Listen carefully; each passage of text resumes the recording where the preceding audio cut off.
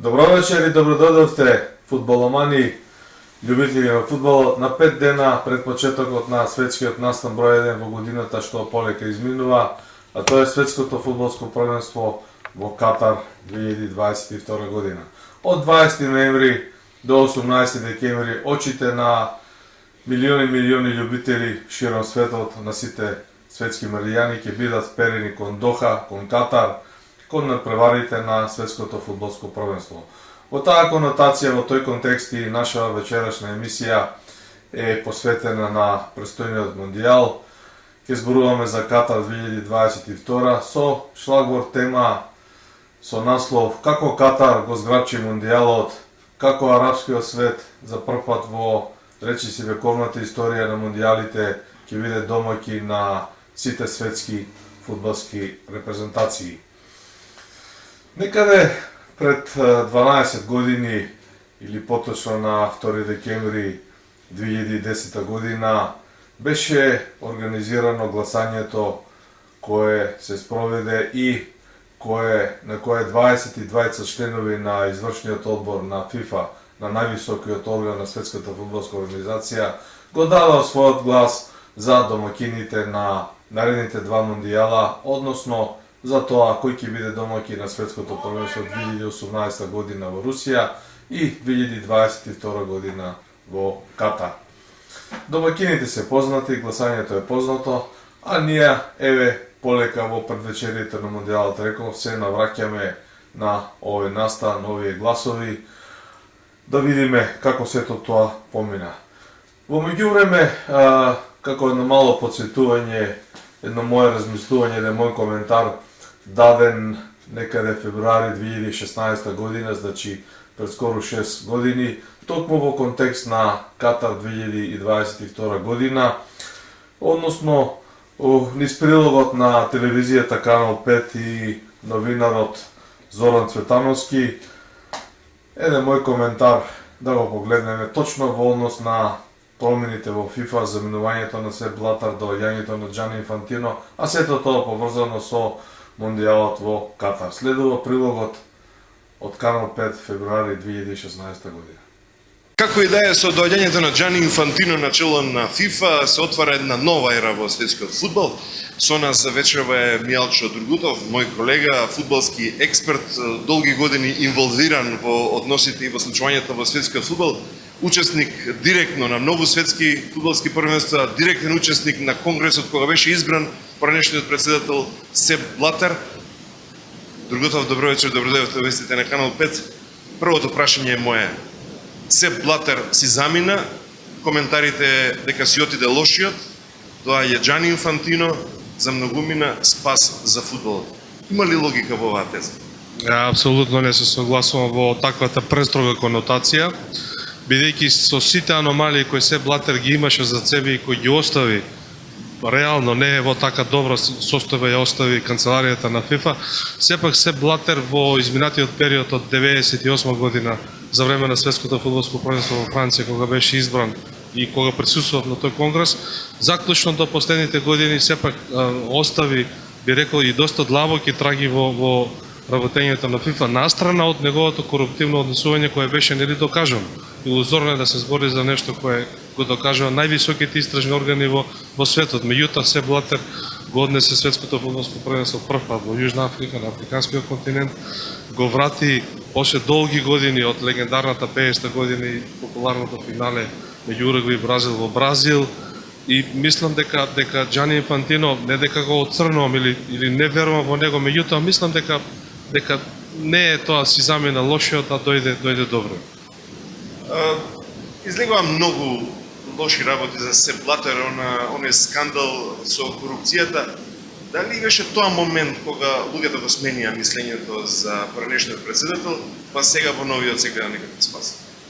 Ако некој го гледа спасот во новиот председател на ФИФА, господинот Џани Инфантино, тогаш мислам дека единствено треба да се гледа во покренување на нова процедура, на нов свикување на извршниот комитет на ФИФА и преиспитување на одлуката за доделување на светското фудбалско првенство на Катар во 2022 година. Доколку Инфантино се зафати за тоа, а мислам по некои мои да кажем, полуприватни извори и контакти, големите 5 земји кои застанаат за неговото членство ќе го притискаат за тоа да извади на површината кандидатурата на Катар. Може би тука може нешто да се зборува за некоја радикална промена. Од друг аспект не гледам дека нешто радикално може да се промени во FIFA, бидејќи FIFA е поставена на тие темели кои функционираат 80% така. Зборувам и од финансиски, од спортски аспект и од организационен аспект. Не мислам дека во скора иднина, да речеме во наредните 2 години, дека Џани Инфантино може нешто радикално да направи. Првиот радикален потик би било преиспитување на таа одлука. 2018 Русија веќе готова работа, тука не може да се зборува за тоа. Русија ја има таа организација.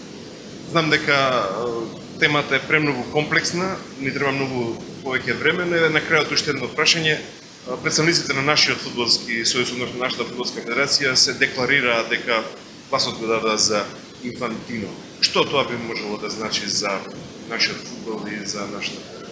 Прво мислам во суштина не е грешка, затоа што во секој случај европјанецот и човекот кој е поблиску до нас има пореална представа за нашиот фудбал, зборувам за македонскиот, и контактите се поинаку и разбирањето. Не би рекол дека ќе има некое големо влијание во однос на донациите, на парите, на средствата. Мислам дека дури во голема мерка е ирелевантно гласањето, зборувам.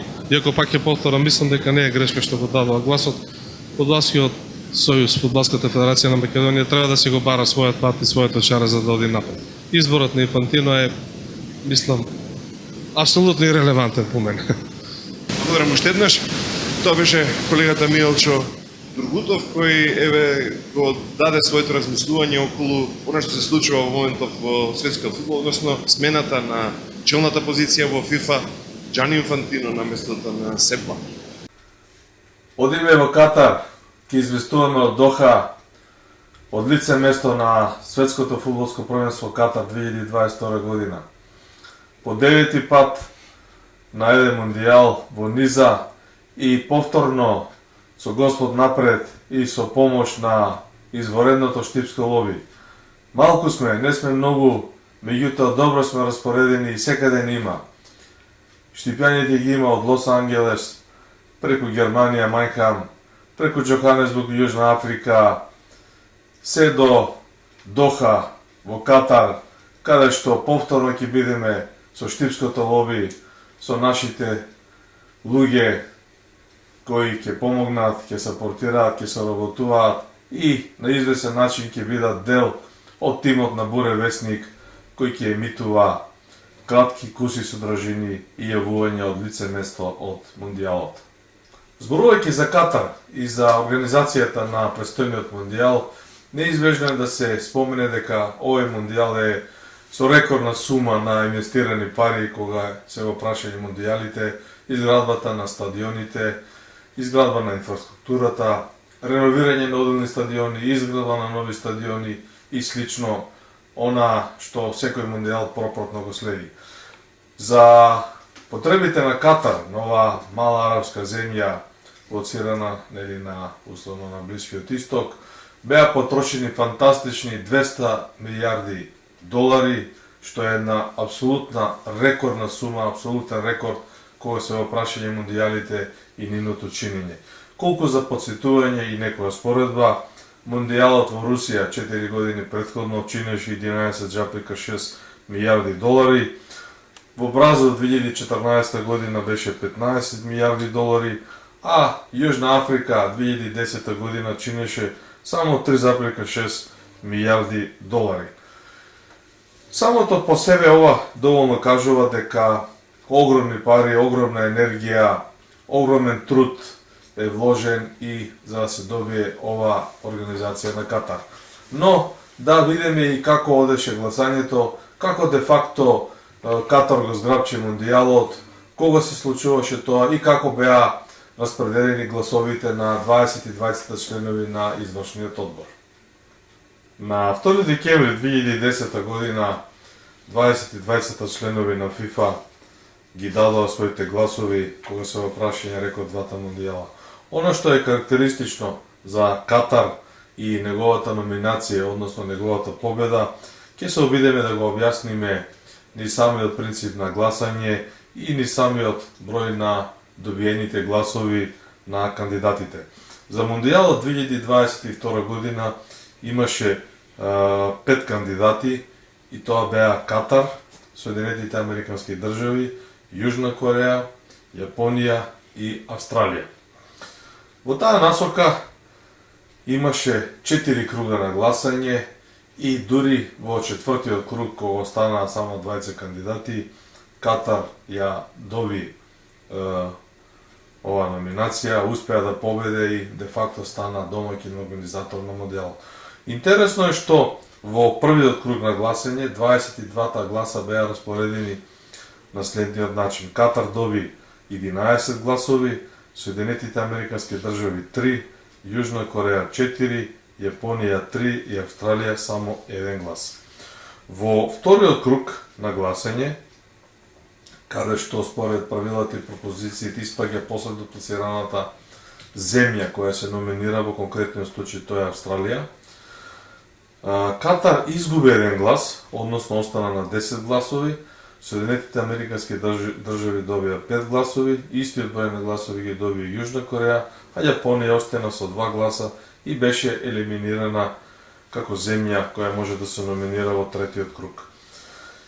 Во третиот круг влегува Катар, Америка и Јужна Кореја и овде веќе се насетуваше дека борбата, гласањето е изедначено и дека овде секој се решава дури во последниот круг. Значи во третиот круг Катар доби 11 гласови, а преостанатите 11 гласови до вкупниот број од 22 членови на извршниот одбор беа распоредени на контото на САД 6 гласови и на контото на Јужна Кореја 5 гласови. Во такви односи, во таква констелација на силите, на лобирањето и на сето оно што се вложува, во последниот четврти круг влегува, значи, Катар како номинирана земја домаќин и Соединетите Американски држави. И тука се случи за тие прилики и за тоа време пред 12 години вистинско чудо, кое подоцна пак резултираше, ќе кажам збор 2 за тоа, со повеќе преземени акции од страна на американските федерални власти. Значи, кратко и јасно, во четвртиот круг Катар ги прибра гласовите од Соединетите Американски држави од Јужна Кореја, овие 11 гласови, и успеа да го победи, да ја победи Америка со 14:8.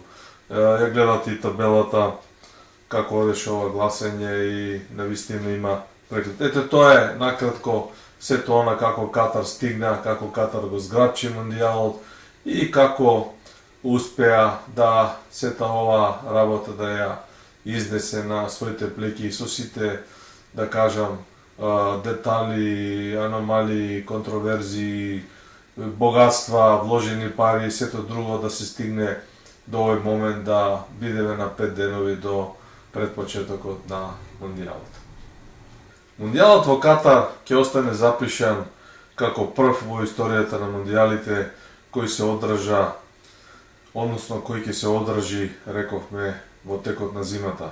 Од 20 ноември до 18 декември ќе се играат сите овие 64 надпревари и тоа е еден вистински куриозитет.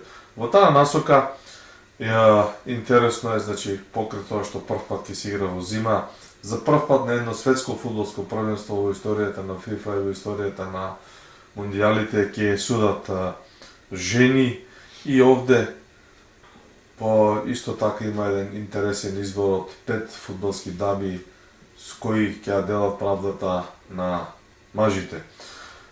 Доста контроверзни се показателите дека еве де факто последните кола од националните фудбалски првенства, например во Англија, во Германија, во Шпанија, да не речем Белгија, Холандија и останатите околни европски земји, се играат и на една седмица, односно на 7 дена пред почетокот на Мондијалот. Еден таков куриозитет, една таква да кажем аномалија не е запамтена досега, нити е видена во аналите на Мондијалите. Од секогаш Мондијалите се играле во лето, фудбалерите прекинувале најмалку 20 на дена, односно во принцип 3 до 4 недели пред Мондијалот, кога полека се собирале, се увежбувале, се релаксирале и ги правиле подготовките за настап на светското фудбалско првенство.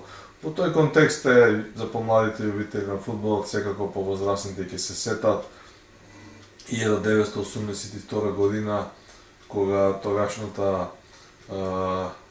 Југославија играше на Мундијалот во Шпанија, на светското фудбалско првенство во Шпанија. Подготовките на југословенската фудбалска репрезентација се одвива скоро 3 недели на 3-4 различни локации на тогашниот простор на Југославија, почнувајќи горе од Словенија, преку Србија, па дури имаше едно изворено тогашно доживување на бејаните избори во Охрид, кога тогашниот селектор Милјан Милјанич, популарниот Чича, ги донесе неговите избраници, фудбалските репрезентативци на мини подготовки на бејаните избори во Охрид, која исто така беше една своевидна атракција. Во тој контекст ето ова го нема кога е Катар во прашање, веќе почнуваат и шпекулациите дека одреден број на фудбалери ги прикриваат своите прикриваат својата вистинска ситуација кога се опрашање повредите, својата физичка подготвеност и својата желба. Дури почнаа да се пишуваат и наслови дека пријавуваат лажни повреди, се на се да се со една цел да се сочуваат да не ги играат првенствените надпревари и колку толку, да не речем горе долу, да бидат подготвени за Мундијалот во Катар. 200 милиарди долари со сите овие работи кои сега ги изнесувам кога е прашање Катар и целата таа, да кажам, позадина која стои во изградбата на инфраструктурните објекти, каде што имаше голем број пријави на злоупотреба на работна сила, па дури и во некои, да кажам, нереални услови работеле работниците, имаше и доста жртви од тие работници кои работеа на структурата. Сето тоа сега останува во сенка, во позадина на Мундијалот. Очите се вперени на големата сцена, сите сакаат да видат големата слика, да го видат отворањето, почетниот меч меѓу Катар и Еквадор.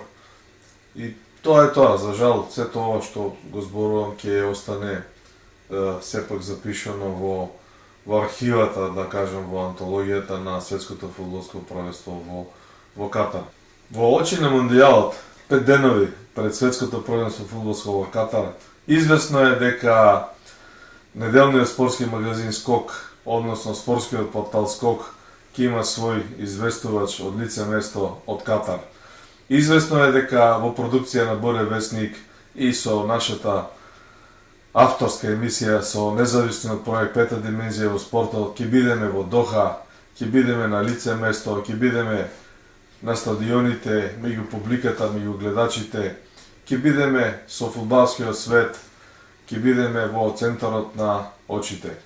Ете, по Италија, Америка, Франција, Јужна Кореја, Јапонија, Германија, Јужна Африка, Бразил, Русија, ова е 9-то светско првенство, 9-ти Мундијал во низа, 9-ти пат на лице место меѓу фудбалските звезди, 9-ти пат во центарот на фудбалскиот свет и ова е по-специјално за спортскиот портал Скок и за проектот Пета димензија во спортот со прилози, ќе имаме и волнени емисии, кратки јавувања во продукција на Буре Весник.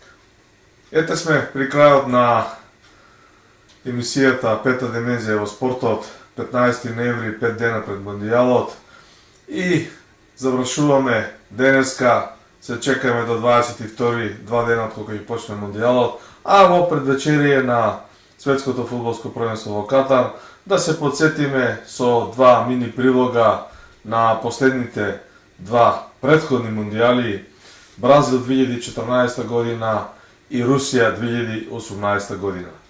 Повелете, гледате, уживајте, се гледаме 22 ноември, вторник, 20:30 часа. Довидување. Морам да кажам дека Импресивно е искуството на овој човек, гостин што ми е вечерва. Значи тој е поранешен спортски новинар, наш колега и собственик на магазинот Спорт, на магазинот Скок. Значи во своето искуство поминал 7 светски првенства, 5 европски и 9 финалиња на Лигата на шампионите. Мијалче Дурдутов, добро вечер за вас. Неодамна се вративте од Бразил. Какво е искуството да се биде на последното вакво светско првенство? Најправим добро вечер до вашите почитувани гледачи. Искуството кое го носам од јужноамериканскиот континент, од Бразил, е навистина прекрасно, многу богато, со оглед на целиот мој бекграунд, кога се опрашање мундијалите и сето оно што е поврзано за фудбал, сепак ова беше нешто ново. Едно ново искуство во поглед на амбиентот, на самата организација, дури и во самиот пристап на FIFA, која и локалниот организационен комитет. Навистина прекрасно еден народ кој знае да се радува и на ситните нешта, и без оглед што сето ова му се случува на Бразил од фудбалски план и таа тага која преобладува последните денови, првите денови, односно оние 25 дена додека јас присуствував таму, навистина Бразил живееше во ритмот на фудбалот, во буквална смисла на секоја ќоша, на секоја уличка, и во сиромашните квартали, во елитните, и пред телевизорите, пред видеобимовите и на секаде, и на Копакабана, и да не кажувам. Мијалче, ова го зборувате како спортски новинар. Ве прашувам од аспект на фан, на навивач, на гледач. Какво е чувството да се биде на едно вакво надпреварување, со оглед на вашето големо искуство? Па, не, би било нескромно и од мој агол и сите оние кои на некој начин се, да не речам се прикриваат, меѓутоа секој, и кога сум бил професионален спортски новинар и сега кога функционирам како собственик на брендот Скок, на првиот спортски магазин, односно на спортскиот портал, или како фриленсер на FIFA и на UEFA, секогаш некоја симпатија те носи кон некој тим. Од аспект на репрезентациите тоа секогаш бил Бразил, бидејќи Бразил досега сум го гледал на 3 финалиња, почнувајќи од 94-та во Америка, 98 во Франција, 2002, од кои тие двете ги победи. Секогаш сум ги сакал, сум навил за нив и можеби таа генеза и тој корен влече од времето на нашата поранешна држава, кога фудбалските федерации на двете земји и спортските работници, почнувајќи од покојниот Милјан Милјанич до Пеле, со кого исто така сум имал можност да се сретнам и да направам еден кус разговор од 96 година на Европското првенство. Сето тоа си го прави своето кон таа симпатија која ја имам кон Бразил, и дури сега позитивно ме закачаат сите кои ме сретнаа нааму, да вика зошто носиш го битнички дрес на Бразил. Добро, треба да остане со нив кога губат. Кое е искуството меѓу ова светско првенство и останатите што си ги поминал? Од аспект на организација се разликуваат ли многу? Апсолутно се разликуваат. Мислам, јас во принцип секогаш имам позитивен став кон организациониот комитет и кон FIFA и кон организацијата на овие настапи. Меѓутоа би бил лажлив сам кон себе ако не кажам дека Бразил влезе неспремен на ова светско првенство. Од аспект на сето тоа, знаете што се случи со паѓањето на мостот на стадионот во Сао Пауло 10 дена пред тоа. Стадионите беа се уште недоградени, неизградени, сето тоа бразилците умишно го имаа замаскирано. И иако се вложија најмногу пари во ова светско. Апсолутно, буџетот, и тоа можем да го кажеме, пробиен преку 10 пати. Тоа е веќе друга тема која не би навлегол, бара поголема експертиза околу трошењето на тие пари. Меѓутоа Бразил и од аспект на организационен план и од аспект на фудбалски план, она како се подготвуваше репрезентацијата, влезе неподготвен. Јас тоа го почувствував, мислам дека тоа го знае и самите луѓе, значи без местен во Монгагуа. Тоа е едно место мало за нивни прилики, околу 100.000 жители на 70 км од Сао Пауло. На тој потек Сао Пауло Монгагуа се движев постојано во тие 25 дена, нормално со еден кус излет во Рио де Жанеиро, каде што ги гледав Белгија и Русија. Значи самите луѓе исклучително контактабилни. Кога го прашање фудбалот, нивните мислења и прогнози, верувате ми, јас тоа го објавив на мојот Facebook профил и на профилот на Скок исто. Сите тие не беа оптимисти дека Бразил ќе победи. За нив беше престиж да се стигне до финалет. Мислам, тоа го кажуваа луѓе од улица, по кафулињата, по рестораните, луѓе кои работеа на рецепција во FIFA, медија хотелите, дури и волонтерите кои беа 90% бразилци, кои не возеа и кои не разнесуваа со тие медија шатл басови, кои не оправаа на самите стадиони, и доста се големи, огромни тие пространства додека се стигне до пресложата. тие беа скриени песимистите дека Бразил нема да победи. Така, од студио имате едно прашање, меѓутоа пред да ни го постават, сакам да те прашам, 90-та година Германија и Аргентина ја гледавте, финале, вечерва, почеток. така, вечерва исто така се сретнуваат тие репрезентации, што типуваат? Прво ќе ми дозволите една реченица, че солзите на Марадона на големиот видео бил на Олимпикос е едно неверојатно искуство кое ќе го памтам бидејќи ми беше прво светско првенство. Франц Бекенбар беше селектор на Германија, а Бреме го шутираше пеналот и Германија ја победи Аргентина. Иако во тој момент екипите беа пандан, да не речем Аргентина беше посилна. Зошто го кажувам ово? Во сегашната констелација на фудбалските односи, значи фудбалски гледано, аналитички гледано од новинарски агол. Ја ги почитам сите наши тренери, фудбалски стручњаци, нивната анализа е поинака на нас, новинарите или обичните љубители, или малку поголемите љубители кои прават аналитика е поинаква. Чисто фудбалски гледано, Германија во овој момент е многу ап над Аргентина. Значи има компактна екипа со 7-8 поединци. Нема еден ас, како што го имале германците порано. Да не ги споминјам името од Бекенбауер преку Брайтнер до последниот 2008. Значи, а од друга страна Аргентина се потпира на еден стол нешто слично како Бразил на Неймар. Тука е Игуаин, тука е Ди Марија, ама сето тоа е климово. Значи, германците, да не зборам за формата и за подемот кој го имаат, мислам дека и оно што го покажа нормално, нели тоа сите го гледаме, не треба ја да го анализирам. Мислам дека Германија е апсолутен, да кажем, победник во овој дуел по мене и мислам дека ќе има многу голови. Тоа го прогнозирам дека ќе има многу голови, меѓутоа жал ми ако тоа го кажувам и ако изразам на некој начин непочит кон аргентинските навивачи, меѓутоа мислам дека Меси нема да има можноста на Марадона до 86 да се радува на пекар.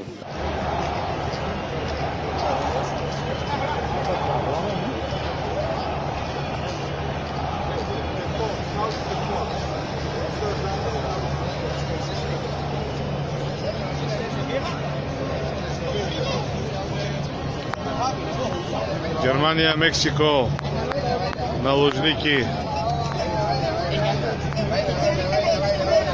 30 минути пред почеток на словето.